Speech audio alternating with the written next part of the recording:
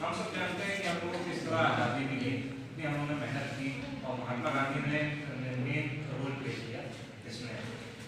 और कई फिशर थे जिन्होंने इसमें रोल प्ले किया, लेकिन कुछ लोगों के नाम बहुत लोगों को प्रचलित नहीं होते, इसलिए कि सुभाष चंद्र बोस, उनका नाम इतना प्रचलित नहीं हो जितना उन्होंने काम किया। लेकिन हर सिक्के के दो पहलू होते हैं। गांधी जी जहाँ अहिंसा का रूप लेके अपना आंदोलन आगे बढ़ाए थे, वहीं पे सुभाष चंद्र बोस को सिर्फ आज़ादी से ही मतलब था। उन्होंने साम दाम दंड सारी चीज उन्होंने दुश्मन के दुश्मन दोस्त होते हैं उसकी नीति अपनाई। उन्होंने एक नारा भी दिया था, तुम मुझे खून दो मैं तुम्हें आज़ादी, ये भी कहते थे।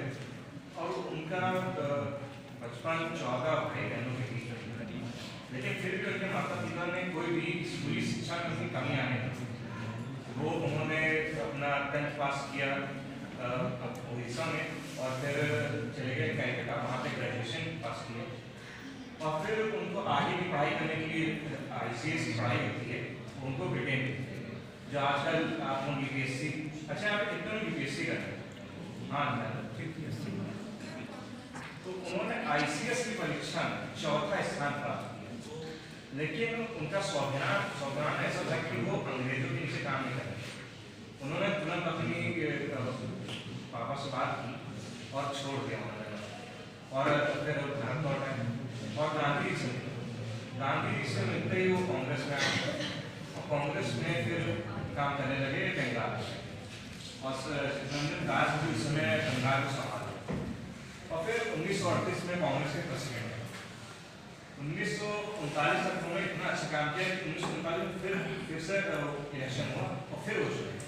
लेकिन गांधी से कुछ मतभेद होने के कारण उनका मतलब विचारी मतभेद थे, ऐसे कोई नहीं था, विचारी मतभेद थे, तो उन्होंने इस्तीफा दे दिया और अपना कॉर्नर ब्लॉक उन्होंने पार्टी बनाई।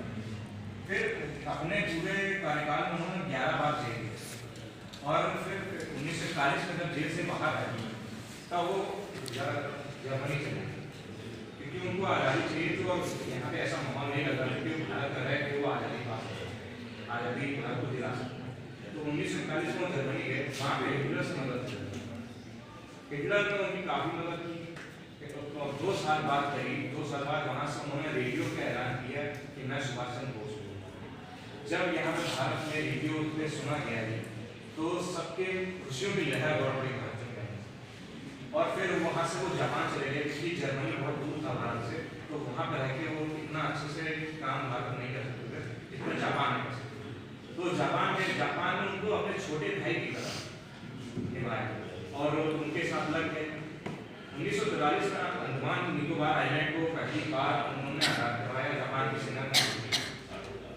उन्होंने आज़ादी की फौज बनाई थी, जो वर्ल्ड वॉर चल रहा था उसमें, तो जो हिंदुस्तानी सैनिक जो कैद कर लिए जाते थे उन्हीं को लेके आज़ादी फौज बनाई। और फिर उन्होंने अंडमान निकोबार को आज़ाद करवाया और वहाँ पर पहली बार तिरंगा लहराया। फिर वो म्यांमार की तरफ बढ़े, जहाँ पे भारत में उन्होंने चढ़ाई की, लेकिन वो कुछ घटनाओं के कारण वो विफल हो। फिर 1945 में एक दुर्घटना में उनकी मौत हो गई, 3rd डिग्री बर्न हुआ था उनको। एक उनकी लाइन है जो उनकी वॉर क्राई है, जब भी आर्मी की परेड करती थी उनकी, तो ये लाइन जरूर होती थी जो मैं हमेशा गुनगुनाता रहता हूँ, कदम कदम बढ़ाए जा खुशी के गीत गाए, जिंदगी है कौन की कौन पे लुटाए।